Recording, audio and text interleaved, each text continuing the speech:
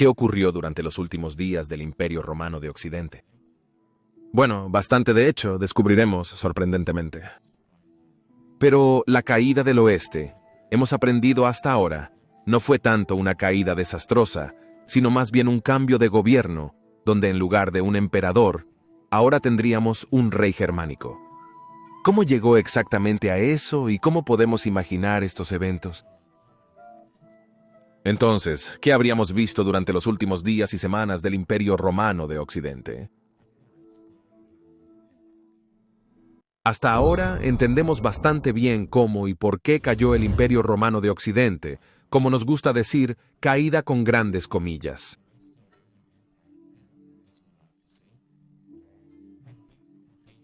El imperio se dividió en varias partes ya en 284, cuando Diocleciano reformó el imperio.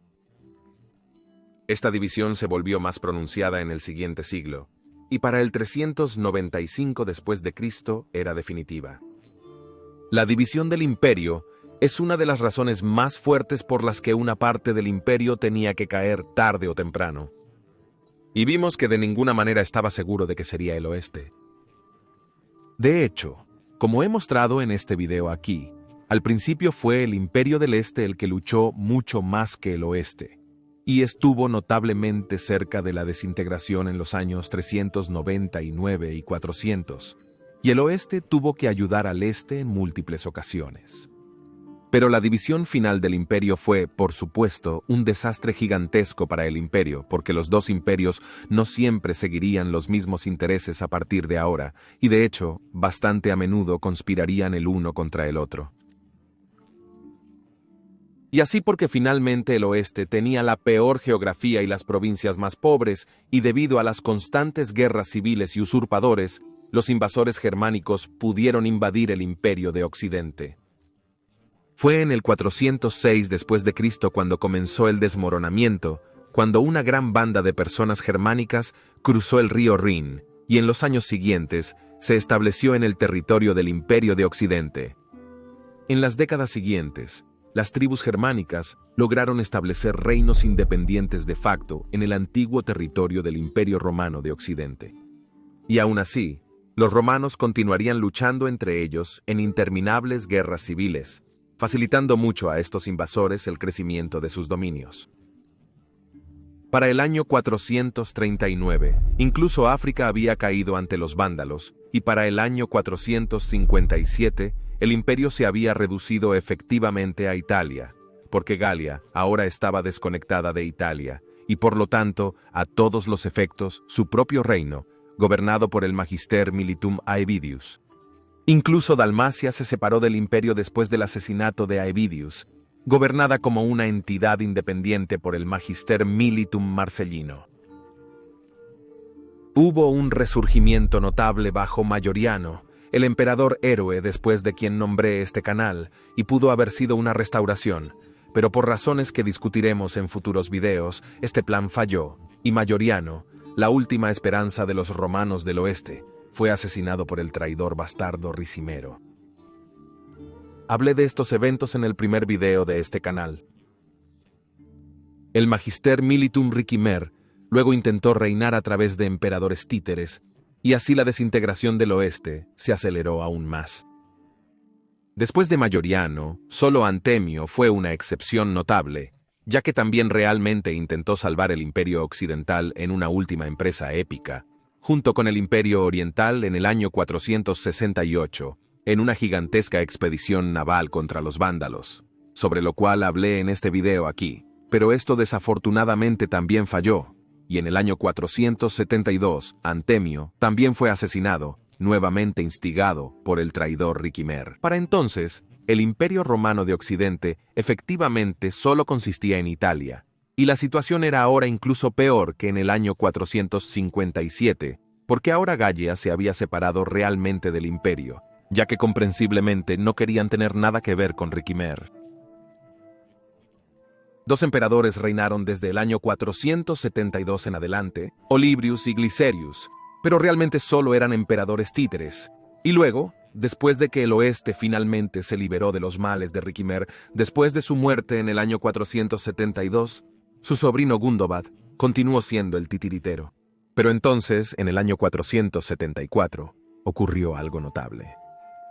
Pero antes de llegar a eso, por favor, dale me gusta a este video y suscríbete, para que no te pierdas ningún video futuro sobre la fascinante era del Imperio Romano tardío. Y por favor considera apoyar nuestro trabajo en Patreon o a través de la membresía de YouTube, porque la sostenibilidad a largo plazo de este canal realmente depende de tu apoyo.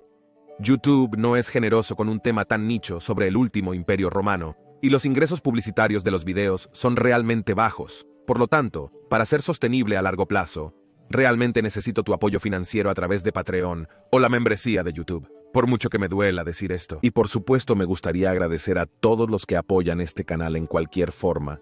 Espero que Mayoriano mismo estaría orgulloso de que apoyen un canal que lleva su nombre. Ahora, ¿por qué fue el año 474 tan notable para el Estado romano occidental?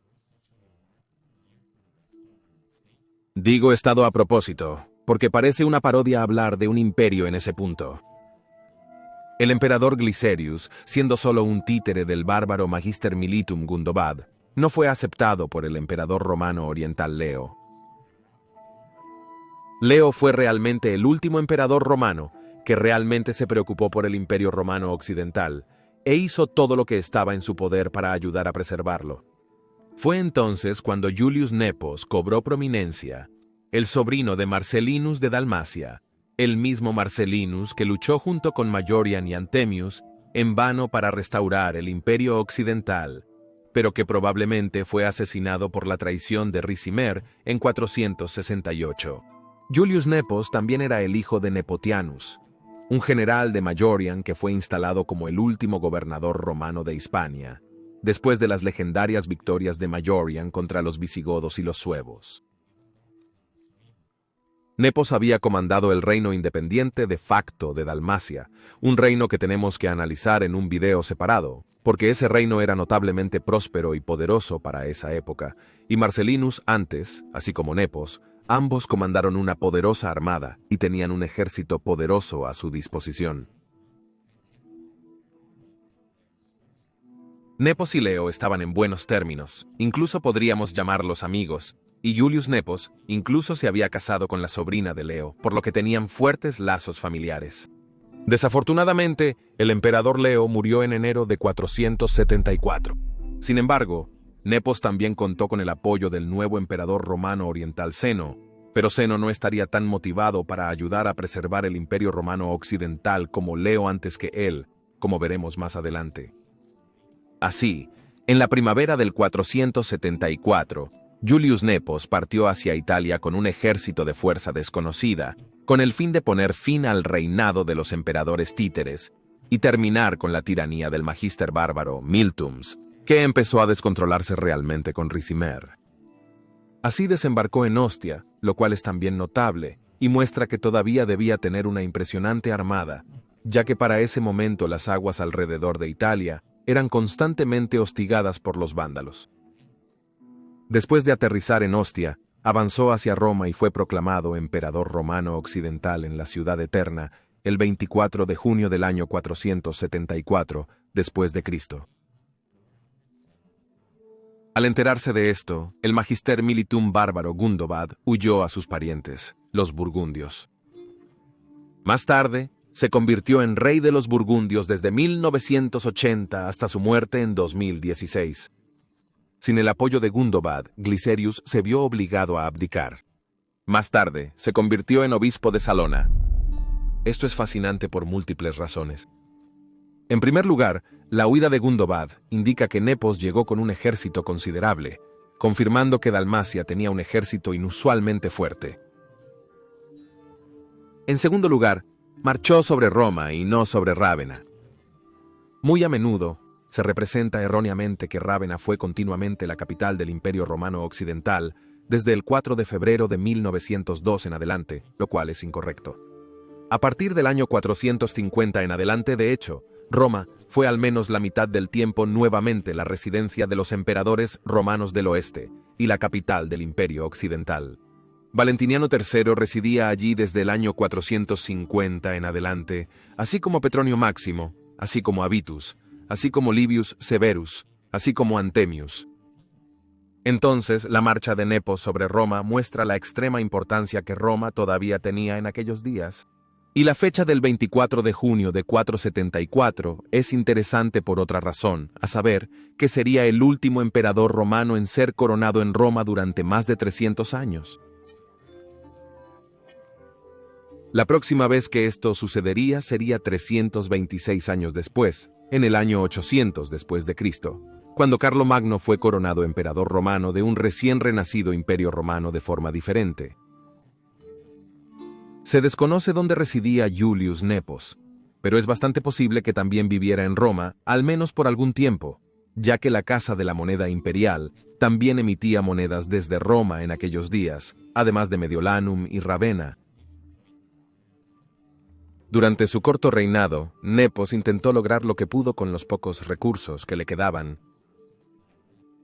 Realmente, sin embargo, para ese momento, era imposible restablecer el dominio romano en cualquiera de los reinos germánicos fuera de Italia. Los reinos germánicos se habían convertido en enemigos formidables, y Roma realmente solo podía controlar la península italiana. Reclutar nuevos ejércitos de Italia era imposible, ya que los italianos ya para finales del siglo IV se habían vuelto completamente reacios a luchar, como atestigua el historiador Amiano Marcelino. Por lo tanto, tuvo que hacer concesiones a los visigodos en expansión, lo cual realmente se veía como desfavorable. Sin embargo, esta era la realpolitik de aquellos tiempos, y simplemente no había nada más que él pudiera hacer, especialmente con las amenazas de vandalismo aún acechando en las costas de Italia. Dado que Ecdicius, el Magister Militum de Julio Nepote, había demostrado ser ineficaz contra los visigodos, Nepote cometió el error más grande de su carrera. Despidió a Ecdicius en 475 y lo reemplazó con Flavio Orestes. Orestes era un hombre de carácter cuestionable, y Nepos debería haber sabido que podría no ser una buena idea hacer Magister Militum a alguien que había ayudado a Atila el Huno contra el Imperio Romano. Orestes, un hombre que interesantemente era pagano, era casi tan traidor como Rigimar. Y de inmediato se rebeló contra Nepos. Comandaba una banda de mercenarios bárbaros, lo cual era una práctica estándar porque, como dije, los italianos no estaban dispuestos a luchar por su imperio. Un fenómeno que vamos a analizar en un video separado. Orestes tomó el control de Ravenna en agosto de 475 y Nepos, en lugar de luchar, se retiró a su base de operaciones en Dalmacia. ¿Por qué eligió no pelear contra Orestes? Bueno, probablemente quería reagruparse y levantar un ejército más grande en Dalmacia, posiblemente también reforzado por tropas romanas orientales, las cuales esperaba que fueran enviadas por Zeno. Después vivió en Salona, muy probablemente en el antiguo palacio de Diocleciano, tramando su venganza y planeando la reconquista de Italia. Desafortunadamente, como mencioné anteriormente, el emperador del Este, Zeno, no fue tan solidario como Leo antes que él, y por lo tanto, Nepos habría estado solo para restablecer el imperio occidental. Hablaremos de esto con más detalle. Podría haber sido capaz de restaurar el control sobre Italia, porque como dijimos, Dalmacia era inusualmente poderosa, pero desafortunadamente nunca llegó a eso. Fue asesinado en el año 480 después de Cristo por dos de sus comandantes, Ovida y Viator, muy probablemente porque no estaban demasiado entusiasmados con la expedición militar para restaurar el Imperio Romano de Occidente. Así murió el último emperador oficial del Imperio Romano de Occidente. Pero esta es una historia para otra ocasión. Mientras tanto, en Italia, Orestes había instalado a su hijo Rómulo en el trono en Rávena, por lo que ahora, en el último año del dominio romano, Rávena volvió a ser la capital. Romulus Augustus, en un extraño giro de ironía, combinó el nombre de Romulus, el legendario fundador de Roma, y Augustus, el primer emperador de Roma. Pero a diferencia de esos dos, este Rómulo era solo un niño, y no era material de leyenda, por lo que a menudo se le llamaba en broma Augustulo, el pequeño Augusto. Mientras tanto, las tropas foederati de Orestes se mostraban descontentas con el Magister Militum, Probablemente no podía pagarles lo suficiente, ya que el imperio estaba casi en bancarrota. Por lo tanto, exigieron tierras en Italia, las cuales Orestes, en su locura, les negó. Así comenzaron los últimos días del Imperio de Occidente. Entre esos foederati, que realmente eran solo una banda de bárbaros, Ceruli y Rugi, había uno llamado Odoacro, y decidió deponer a Orestes. Así, en el verano de 476, Odoacro y su banda de mercenarios marcharon sobre Pavía, o Placentia, donde residía Orestes. Curiosamente, no está realmente claro si fue Pavia o Placentia. Tan malo es nuestro conocimiento de lo que ocurrió en esos últimos días porque las fuentes son raras e imprecisas. Aparentemente hubo una batalla entre las tropas de la guarnición de Orestes y las tropas de Odoacro. Se libró una batalla fuera de Pavia o Placentia en la que Orestes perdió.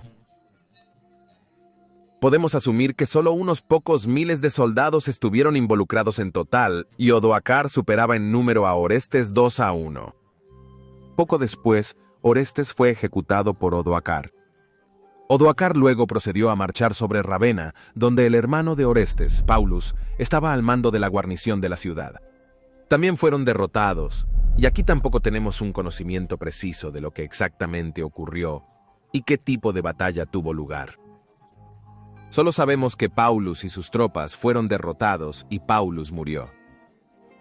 Personalmente imagino a las tropas de guarnición locales realmente desmotivadas que vieron su inminente condena y probablemente muchos desertaron de sus puestos sabiendo que Odoacro tenía el ejército más grande.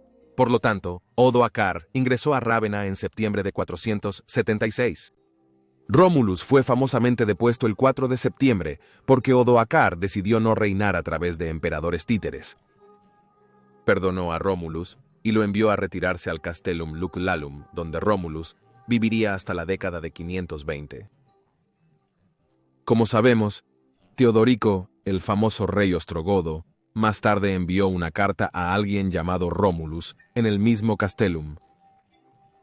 Así terminó oficialmente el Imperio Romano Occidental, pero como puedes ver, realmente fue solo un cambio de gobierno y no mucho más. En lugar de un emperador, ahora reinaba un mercenario germánico, pero oficialmente solo como representante del emperador romano oriental Zenón. Zenón aceptó el gobierno de Odoacro, algo que no puedo imaginar que Leo hubiera aceptado. Probablemente Zenón pensó, ¿por qué tener otro emperador en el oeste, cuando Italia se había convertido de facto en una provincia del Imperio del Este, con Odoacro como su gobernador? Y oficialmente, el reino de Odoacro era una provincia del Imperio Romano Oriental, ya que aún se emitían monedas con la imagen de Julio Nepote, y oficialmente, Julio Nepote seguía siendo el emperador hasta 1980. Así que vemos que los últimos días del Imperio Romano Occidental fueron realmente los últimos días de un imperio solo en papel, y podríamos llamarlo más los últimos días caóticos de facciones en competencia por el control de la península italiana. En videos futuros, veremos que el Imperio Occidental casi habría sido restaurado varias veces después de eso. Tan profundamente arraigada estaba la noción de imperio en las mentes de los romanos occidentales. Pero eso, amigos de la historia romana tardía, es una historia para otra ocasión. Y si estás interesado en aprender cómo se veía Roma en ese fatídico año de 476, puedes ver este video aquí en la esquina superior derecha. Pero si quieres aprender más sobre por qué la caída del 476 no fue realmente una caída, puedes ver el otro video en la esquina inferior derecha. Digo gracias otra vez a todos los amigos de la historia romana. Gracias tibi amici y bene valete.